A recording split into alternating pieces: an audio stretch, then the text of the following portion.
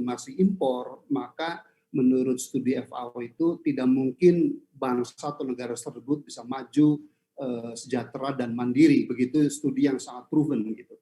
Nah, saya langsung saja ingin share dengan kita semua bahwa nanti saya ingin share dua hal. Pertama adalah kebijakan jangka panjang ini yang ada di dalam diagram ini. Kemudian yang kedua nanti kritisi positif dari saya mengenai food estate itu yang betul Saudara Waludin katakan itu dari zaman Pak Harto sampai Pak SBY kemarin gagal gitu ya, supaya jangan gagal lagi, itulah perlu kehadiran kami. Nah, jadi kalau kita lihat bahwa harusnya indikator kinerja utama atau key performance indicator dari sebuah pembangunan pertanian itu setidaknya ada 8. Pertama adalah produksi harus lebih besar daripada konsumsi, terutama yang menyangkut bahan pangan pokok.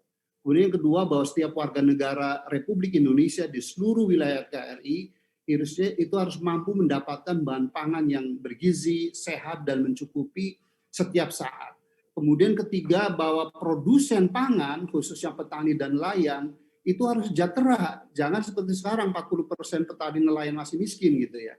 Kemudian indikator keempat adalah bahwa indeks ketahanan pangan harus tinggi ya. Dan kemudian kelima, kontribusi sektor kita, pertanian, perikanan, peternakan, perkebunan ya, itu harus signifikan gitu ya. Dan last but not least ya, semua indikator kinerja tadi harus sustainable atau berkelanjutan. Nah, malangnya kondisi sampai saat ini itu yang ada di kotak kuning, sebagian besar bahan pangan itu masih impor ya, karena konsumsinya lebih besar ketimbang produksinya. Kemudian 30% dari anak-anak kita itu bergizi buruk dan mengalami stunting growth, yaitu sangat bahaya untuk kecerdasan dengan ketahanan tubuh. Ketiga, indeks ketahanan pangan kita sangat rendah, nanti ada datanya. Kemudian yang keempat adalah mayoritas petani kita, nelayan kita, peternak kita masih belum hidup sejahtera.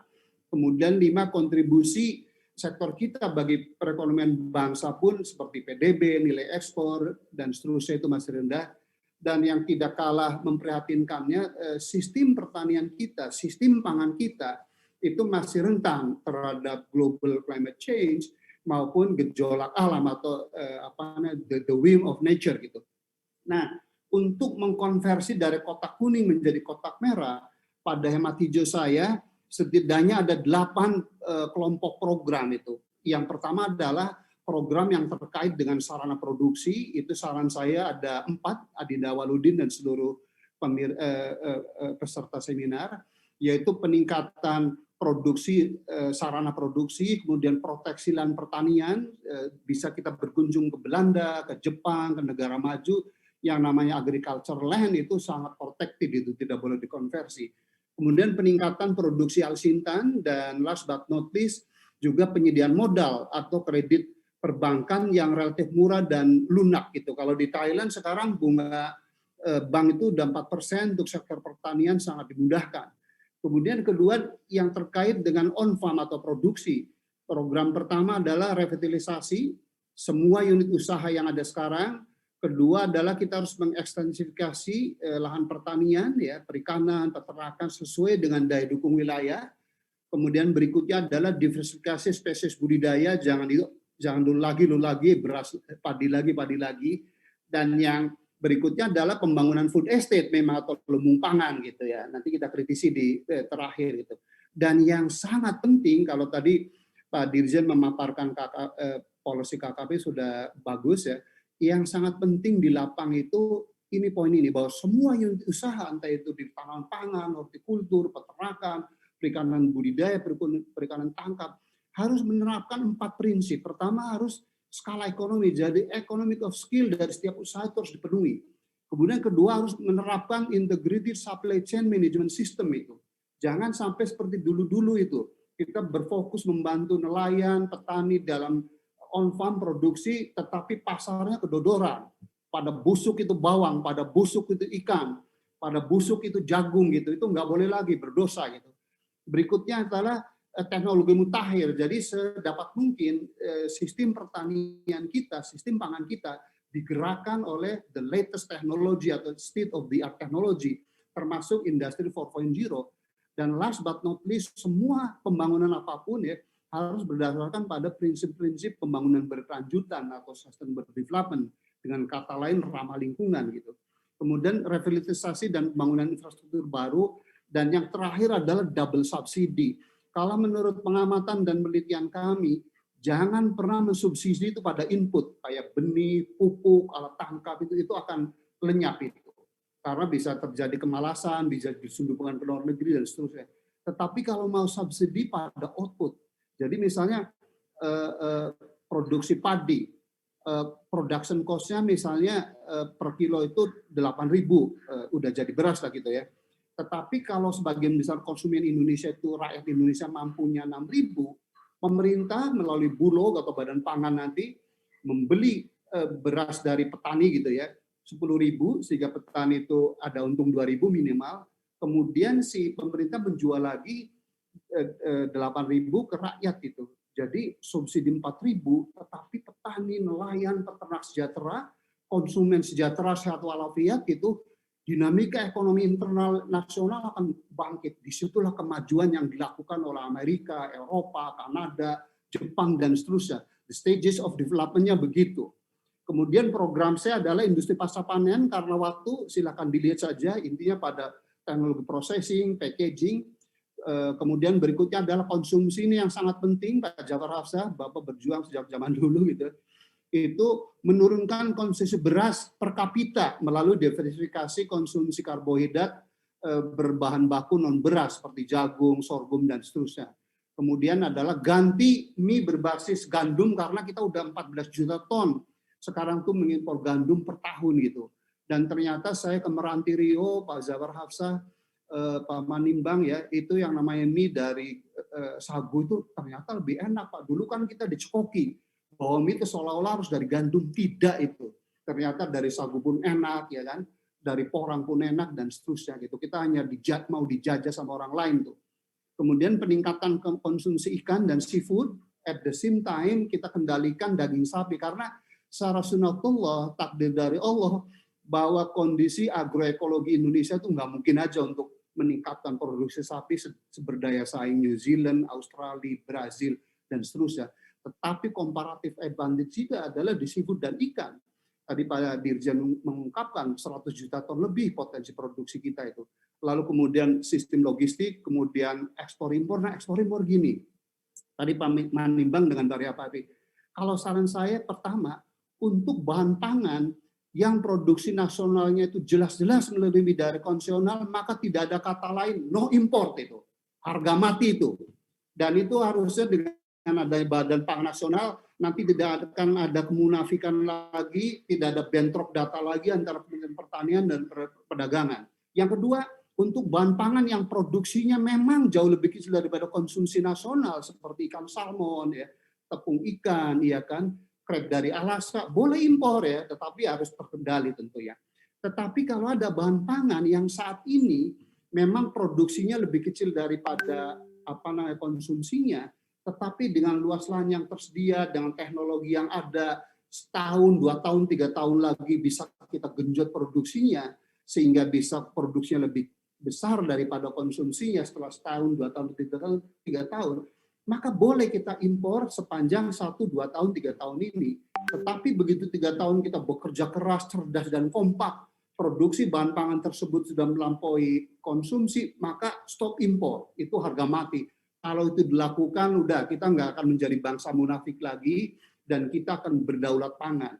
Kemudian program selanjutnya adalah peningkatan kualitas SDM, dan terakhir adalah kebijakan fiskal dan ekonomi. Itu in nutshell. Saya kira kalau di sedang kabinet dibincangkan ini, negara ini udah mentas Pak, karena masalah pangan adalah masalah elementer gitu ya. Kalau kita terus bergutat pada kepura-puraan susah. Jadi kalau dengan sistem diagram ini, insya Allah dengan ridha Allah kita bisa keluar dari jebakan tidak berdaulat pangan.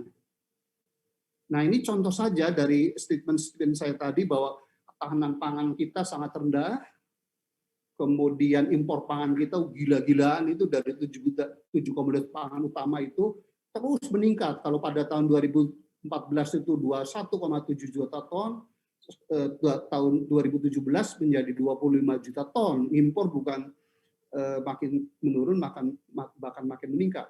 Kemudian ini bagaimana setelah 2018 sampai 2019 juga Samimawon, Pak Manimbang, Pak Jawarapsa, dan Pak TB itu juga meningkat gitu ya.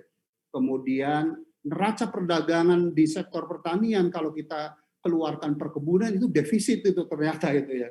Kita itu terselamatkan karena adanya sawit aja ya, kemudian teh, kakao ya, kopi dan seterusnya.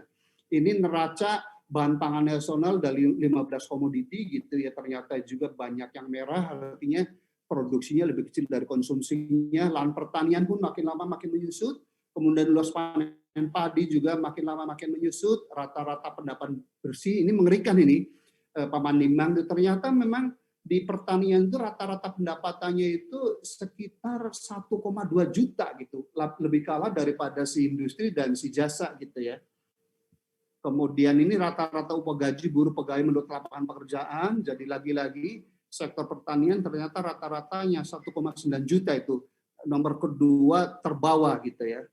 Makanya banyak, nah nilai tukar petani pun tidak beranjak dari maksimum 105 gitu ya. Kemudian ini status gizi kita sangat mengerikan, kalau majelis kami nasional yang beriman bertakwa pasti terhenyak ini dengan data ini, karena 30% anak-anak kita itu bergizi buruk gitu ya. Dan ini kalau kita bandingkan dengan negara lain, kita bahkan lebih rendah dari Myanmar ya. Dan resultante dari semua itu, maka indeks pembangunan manusia kita itu pada level 0,7, padahal untuk menjadi negara maju minimal itu harusnya 0,8 gitu. Dan ini peta jalan membangun kelautan perikanan, jadi tadi udah diinikan Pak Dirjen, saya kira saya udah berkhotbah sejak 30 tahun yang lalu betapa besarnya potensi kelautan perikanan kita gitu ya. Jadi baik melalui perikanan tangkap, perikanan budidaya, lalu diolah menjadi industri pengolahan hasil perikanan, kemudian diolah menjadi produk-produk bioteknologi gitu ya. Tapi yang pasti Indonesia memiliki 115 juta ton lebih potensi produksi ikan per tahun, itu terbesar di dunia menurut FAO ya. Dan tingkat pemanfaatannya itu baru sekitar 20%. Jadi room for expansion untuk menggenjot ketahanan pangan berbasis kelautan perikanan itu masih sangat besar. Dan tadi kerangka makronya tadi Pak Dirjen sudah sangat detail spesifik ya. Tetapi menurut saya untuk di perairan laut itu tidak terbatas hanya untuk kerapu dan kakap atau lobster saja, tapi banyak sekali komoditas yang bisa kita kembangkan. Itu di box biru, kemudian di perairan payo atau coastal zone, juga bukan hanya udang faname dan udang windu, tapi ada bandeng, rumput laut, dan seterusnya. Demikian juga di perairan darat. Maka kalau menurut saya program besarnya harus terdiri dari 3, ada memang betul revitalisasi, Pak Dirjen ya, tetapi lahan-lahan perairan yang masih kosong, yang belum tergarap pun, mengingat kita masih negara berkembang dengan 3.870 dolar Amerika per tahun pendapatannya masih sangat rendah, itu ekstensifikasi jangan dilupakan. Dan ketiga adalah diversifikasi spesies budidaya itu. Lalu ketiga program besar itu harus menerapkan tadi skala ekonomi, integrated supply chain, dan seterusnya. Dan ini contoh saja betapa kalau kita serius bangsa ini membangun 3 tahun ke depan sampai 2024, 0,5 juta hektar tambak udang saja, atau 17% dari wilayah pesisir yang cocok tangkap udang, itu bisa kita hasilkan sekitar 20 miliar ton, 20 miliar kilogram udang itu. Padahal harga udang kan sekarang $5. Jadi $5 kali 20 miliar ketemunya 100 miliar, Pak Jafar Hafsah.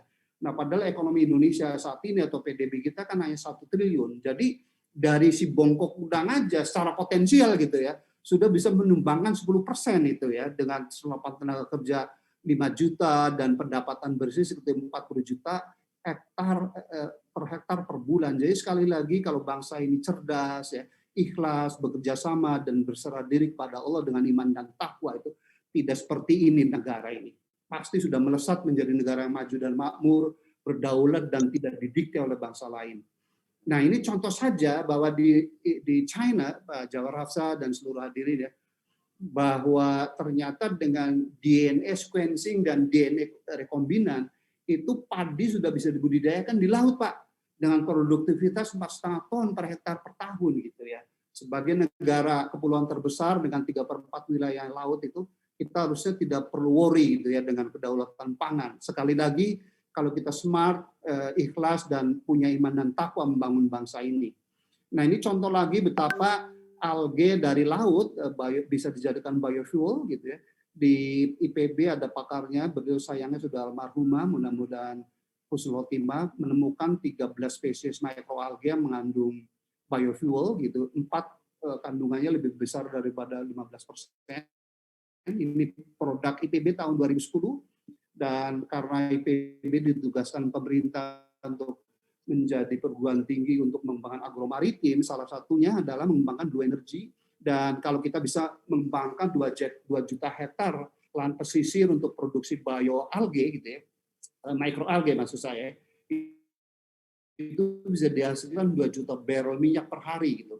Artinya kita nggak perlu impor lagi karena kebutuhan kita kan sekarang 1,4 juta barrel minyak per hari. Sekarang karena kita menyanyiakan nikmat Allah, kita 400 triliun rupiah minimal setiap tahun harus mengeluarkan devisa untuk impor minyak dan crude oil. Itu kan sangat mencekam dada gitu. Di perikanan tangkap jurusnya udah ada. Karena waktu mungkin detailnya nanti bisa di ini, tapi intinya kalau kita ingin membuat perikanan tangkap kita itu mensejahterakan nelayan dan berkelanjutan, intinya itu ada 4 klaster program, yaitu program di on-farm-nya, di penangkapan ikan dan transportasi, kemudian program di sarana produksi, kemudian program menyelamatkan ekosistem dan biota perairan, dan terakhir adalah program di pasca panennya. Saya kira itu yang bisa saya share dan sumbangkan, mudah-mudahan bermanfaat buat kemajuan, kesejahteraan, dan kedaulatan bangsa. Terima kasih. Wallahu muwaffiq illa aqwamit thoriq. Assalamualaikum warahmatullahi wabarakatuh. Waalaikumsalam warahmatullahi wabarakatuh. Terima kasih Prof atas ulasannya yang sangat detail terkait dengan program-program kelautan dan pertanian.